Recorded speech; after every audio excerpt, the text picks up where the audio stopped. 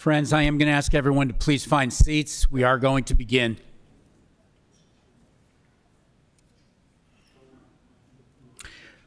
We're going to begin the service. Mrs. Sylvia Schnitz. I would ask any of you who have a cellular device to please turn it to the off position. I want to welcome those who are online. Officiating our service today will be Rabbi Michael Davis.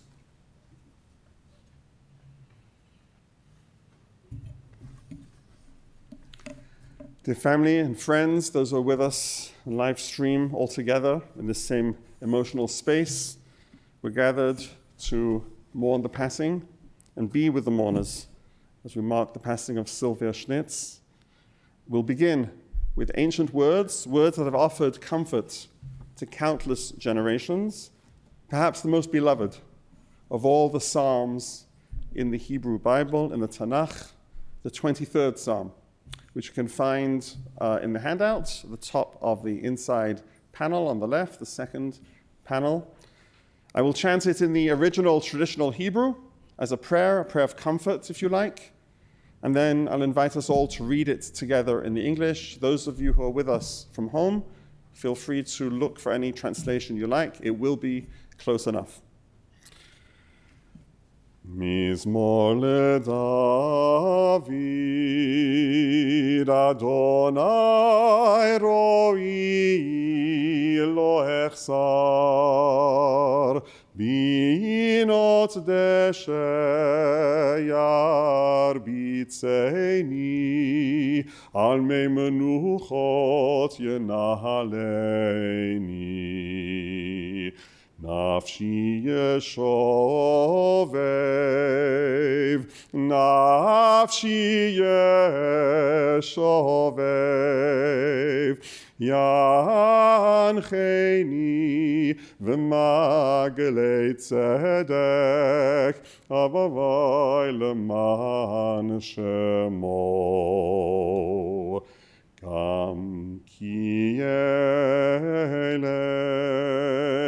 begeitz al mavet, lo irara, ki ata imadi, shiyivtecha,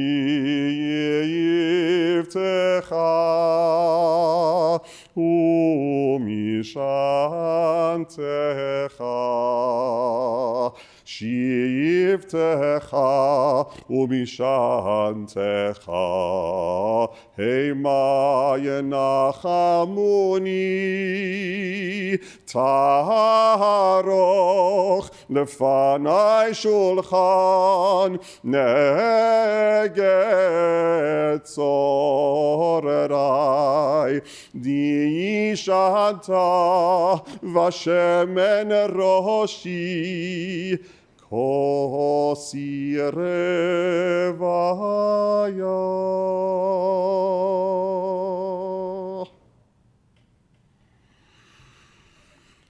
Let us read together the 23rd Psalm. The Lord is my shepherd, I shall not want. He maketh me to lie down in green pastures. He leadeth me beside the still waters. He restoreth my soul. He leadeth me in the paths of righteousness for his name's sake. Yea, though I walk through the valley of the shadow of death, I will fear no evil, for thou art with me. Thy rod and thy staff, they comfort me. Thou preparest a table before me in the presence of mine enemies. Thou anointest my head with oil. My cup runneth over. Surely goodness and mercy shall follow me all the days of my life, and I will dwell in the house of the Lord forever.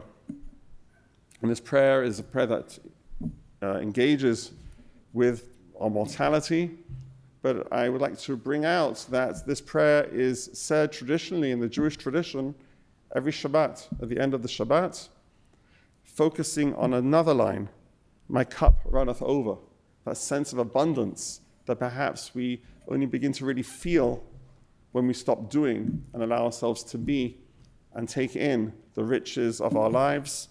And perhaps that's this moment too. of the stopping, of the looking back, of the remembering, and of the celebrating. I'd like to invite us all to take a few moments together for private reflections, a memory, a prayer if you like. Let's take a few moments together.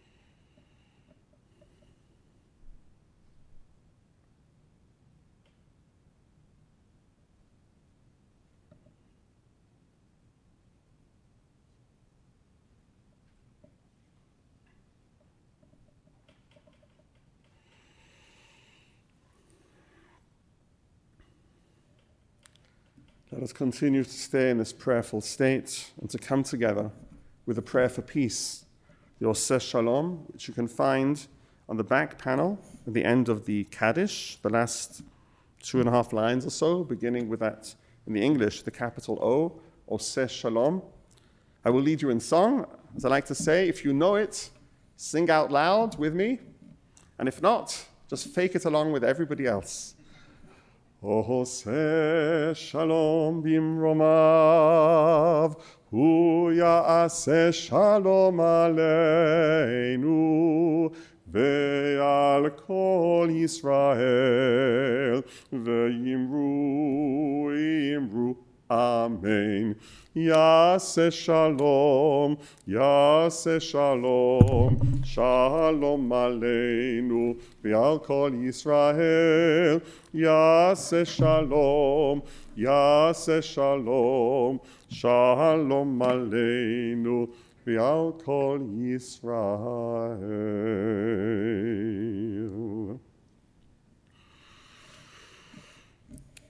It is our duty and honor to bring forward words of sweetness and blessing. And as I told the family, in the Jewish tradition, mourners are not expected to stand up here, turn around, and speak. It's plenty, just to be here. That is the mitzvah, that's what we do. But when there are words that need to come out, words of love, words of respect, words of sweetness, then those are welcome, and that's the courage and the love that comes from is something that we respect. So we're going to hear from members of the family, beginning with Douglas, if you're ready. You want to come up and bring Chachki with you?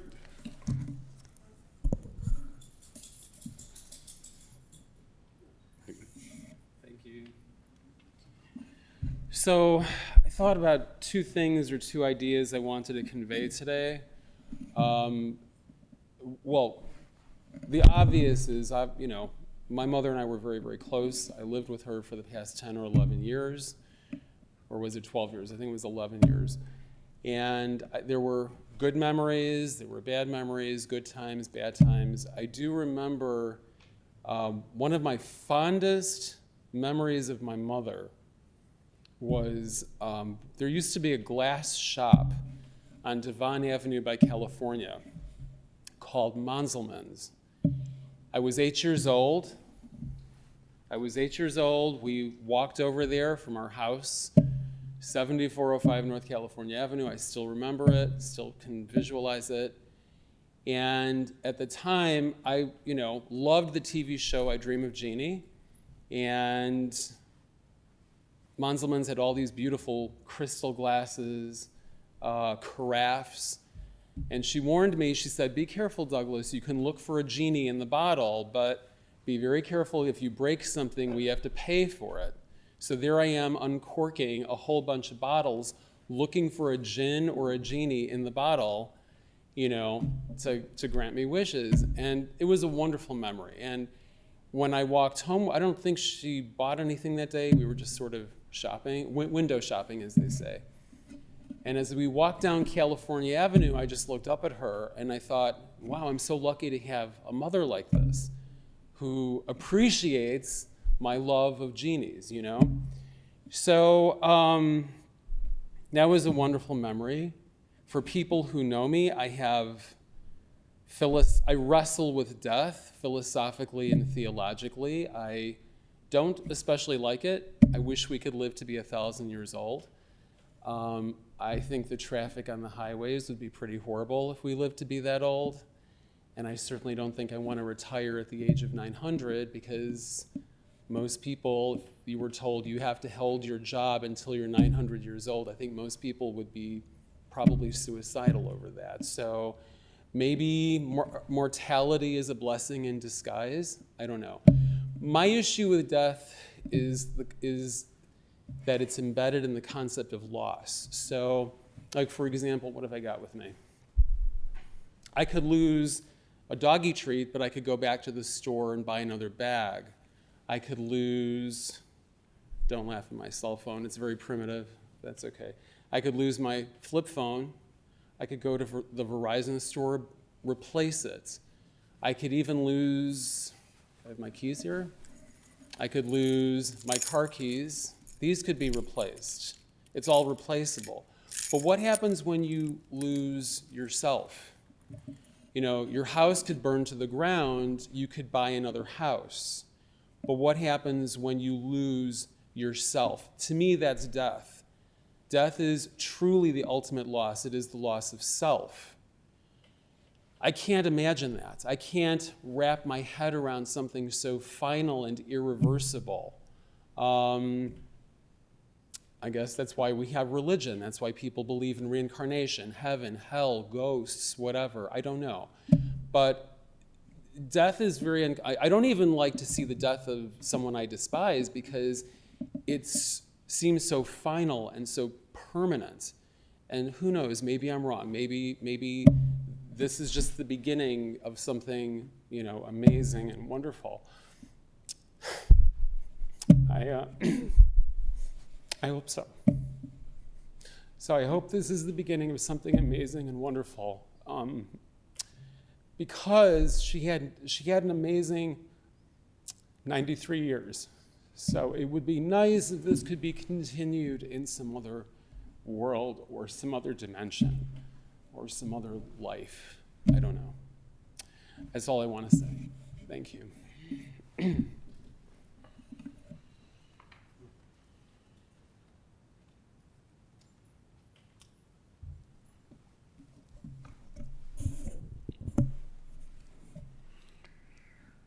Vanessa, great-granddaughter, coming up.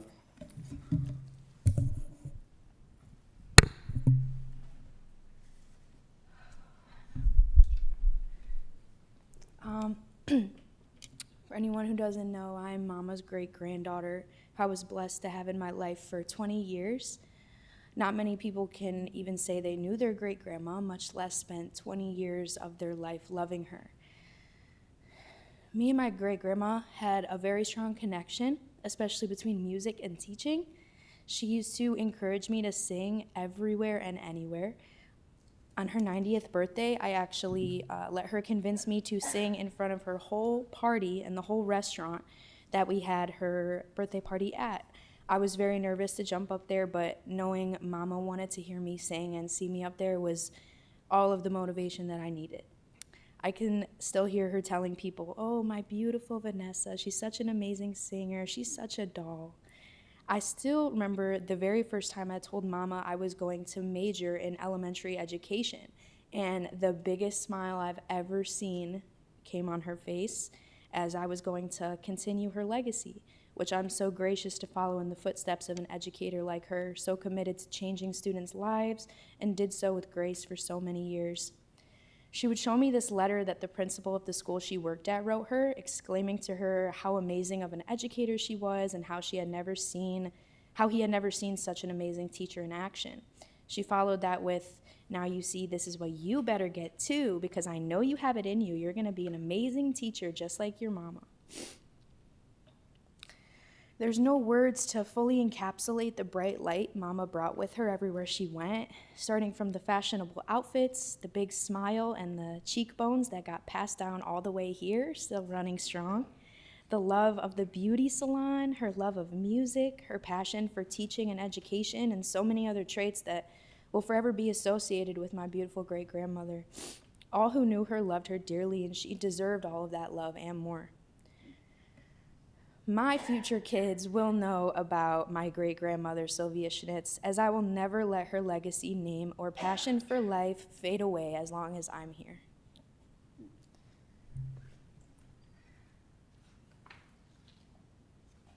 Thank you.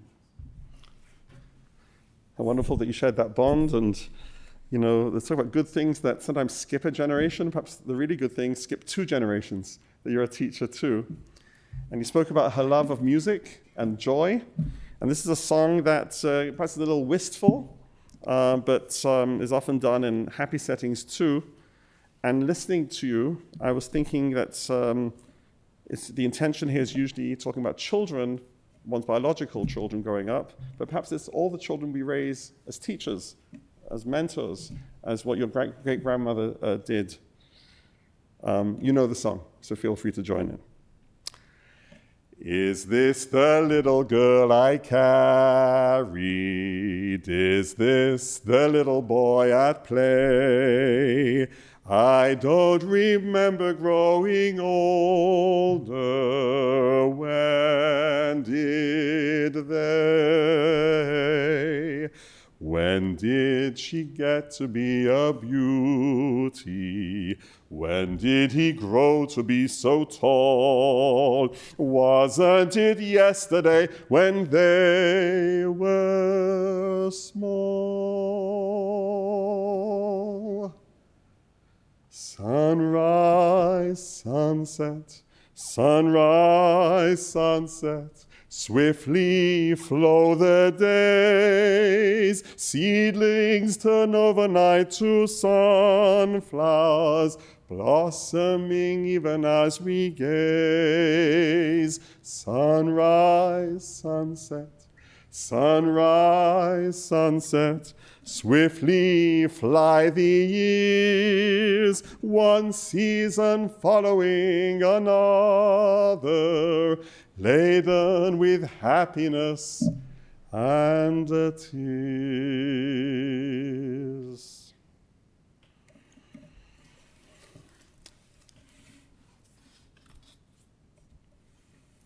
Elliot, are you ready? Elliot, you want to come on up?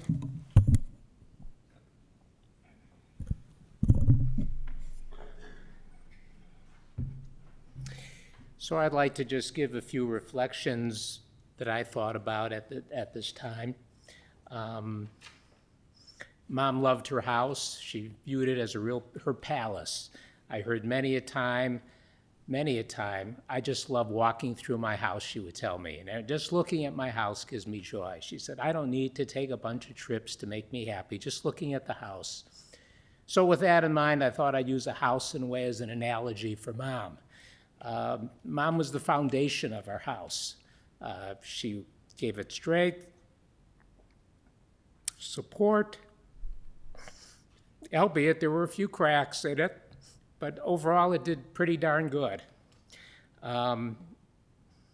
She was a force to be reckoned with. She wasn't the wallflower. People knew Mom, strangers knew Mom. She was very gregarious. She talked the ear off of anybody she'd meet. Give her an hour with a stranger, and they would know everything about the whole family, me too, including when I was about 2 years old and how she gave birth to me as well. Almost to a fault at times, but that was her. Along with her being gregarious, she had this vibrant smile, had the laugh, and my son Chris and I saw her the weekend before she left. And even then, when we would talk with her, and I pointed it out to Chris, the smile was still there, the laughter was still there, and of course that's a great memory to always have. She was not a religious person, but yet she was a strong proponent of a Jewish home and customs, and I certainly appreciate that myself.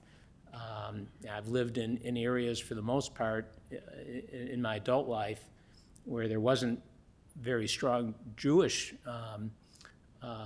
religion necessarily where I live, but yet I was able, I think, to at least keep some of the customs alive in our family.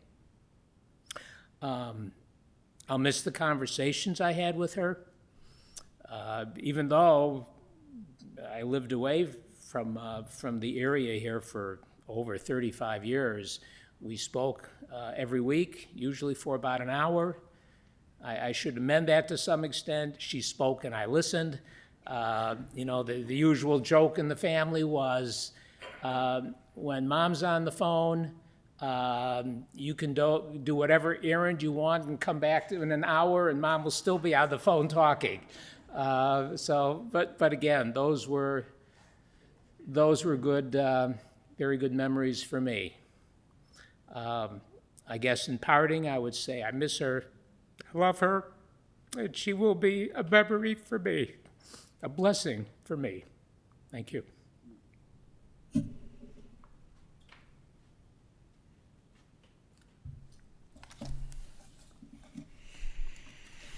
Thank you.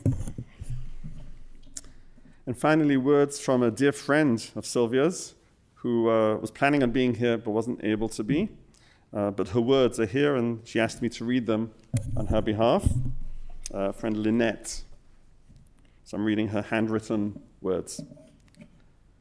My dear friend Syl, who could know when you walked into Pieces Gallery many moons ago that a special friendship would develop and continue to grow? Being on the same page with someone in this day and age can be somewhat tenuous and short-lived, as I'm sure we all know.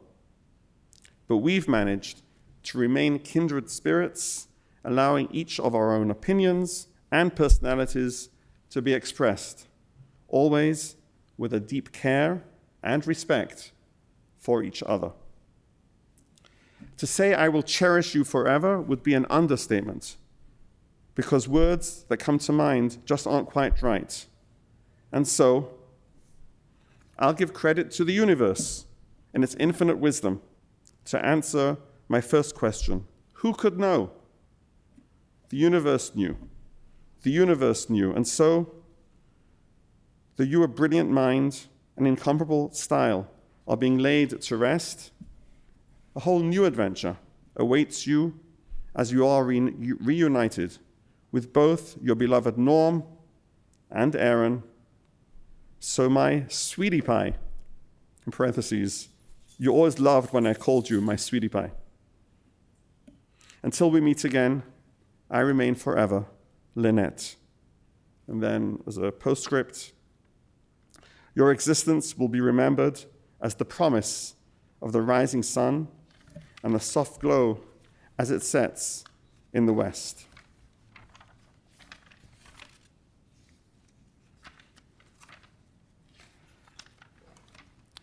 So many kind words and words of love. I'd like to offer a modern poem as a reflection. You can shed tears that she is gone, or you can smile because she has lived. You can close your eyes and pray that she will come back, or you can open your eyes and see all that she has left. Your heart can be empty because you cannot see her, or you can be full of the love that you shared. You can turn your back on tomorrow and live yesterday, or you can be happy for tomorrow because of yesterday. You can remember her and only that she is gone, or you can cherish her memory and let that live on. You can cry and close your mind, be empty and turn your back, or you can do what she would want, smile, open your eyes, love, and go on.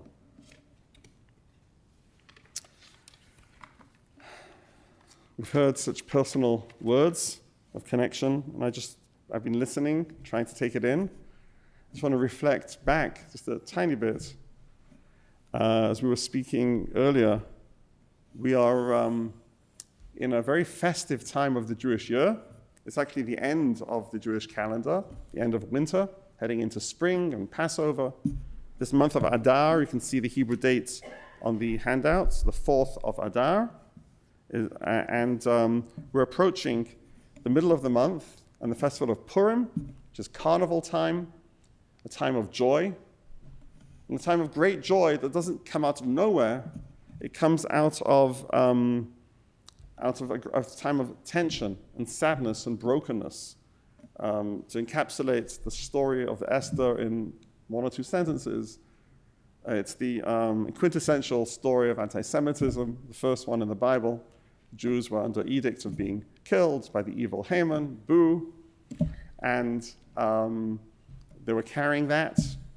And then through miraculous intervention, mysterious and miraculous, and human agency and courage and savvy, and all of that put together, they managed to flip that and to escape that edict. So the joy comes out of the relief of having escaped or moved beyond sadness, and then the outburst of joy. And I'd like to suggest that that's something that perhaps we've all shared, all of us, coming through the years of COVID, to be able to get back to normality. If we look back to where we were and where we are, as we remember those that we've lost along the way, but that we've emerged to joy. So this is something that we see each year when this gray weather finally does come to an end, and the sun does come back, and spring does come back. So my hope and prayer for you is that this sadness too shall pass and shall be replaced by joy. And looking back at your mom, grandmom, great-grandmom's life, I heard that she was, in some ways, her own Queen Esther, knew how to enjoy, knew how to be on stage, knew how to live it up. And maybe that be a source of inspiration for you. May her memory be an enduring blessing. And perhaps she's being reincarnated in some other way now. You said that she believed that somehow she was reincarnated from a Japanese source. I mean, that would go some way to explain her fascination with things Japanese. So who knows? But you are her legacy. The love that she instilled in you is planted within you and will continue to grow and bear fruit in this generation and the next generation and the generation to come, in all sorts of ways of which we heard a little today, and of which a lot more is still unknown and will be made known as time unfolds. May her memory be a blessing. We turn to the closing prayers in honor of Sylvia, the El Maleh Rachamim, which you can find at the bottom of the second inside panel. I invite you to please rise as you're able, if you're able, to join us in this final prayer in the chapel.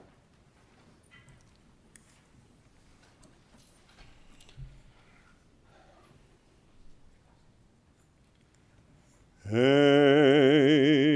Maleh Rachamim Shochein Amromim Amtzei Menucha Nechona Tachat Kanfei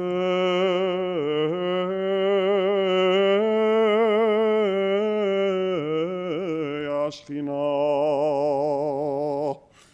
B'ma'alot Kedoshim U'Teharim Kezohar harakia mazhirim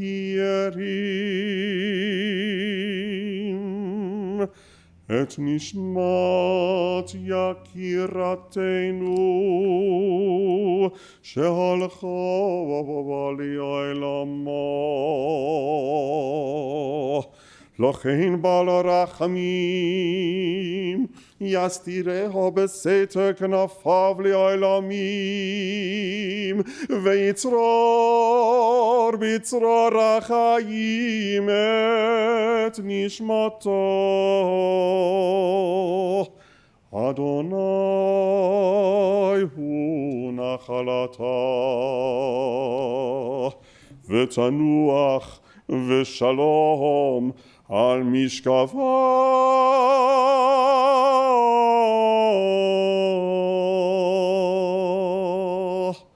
ונאמר אמן.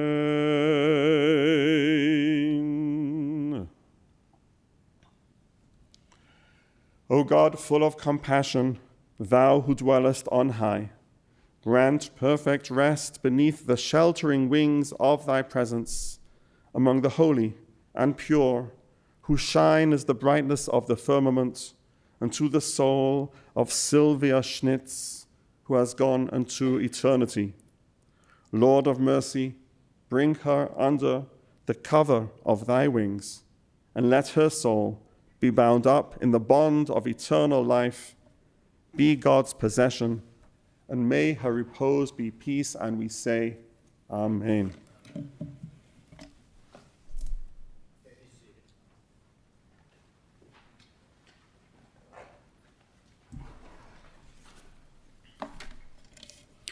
This concludes our service here in the chapel. The interment will take place immediately at the family's plots in Zion Garden Cemetery in Chicago. Following the interment, the family will be sitting Shiva. Shiva will take place both at Morton Steakhouse from 2 to 5 this afternoon, hosted by Douglas Lewitt, 699 Skokie Boulevard in Northbrook, and following the interment until 8 p.m. at Marty and Andrea Price's residence, 3904 Sunset Lane, also in Northbrook. That information is found on your folder. For those of you who are online, that information is located on our website. For those of you who are going to be going in procession with the family to the cemetery, please make sure you obtain an orange funeral safety sticker. The sticker will be placed in the front passenger side window of your windshield. We would also ask that you have your bright headlights and flashing hazard lights on at all times. For an additional measure of safety, our staff will be placing magnetic orange flags throughout the procession. As we drive in procession today, please drive as closely as safety permits to the vehicle in front of you. We want to avoid any large spaces or gaps in the procession. At this time, I would ask everyone to please rise as Mrs. Schnitz and the family are escorted from the chapel.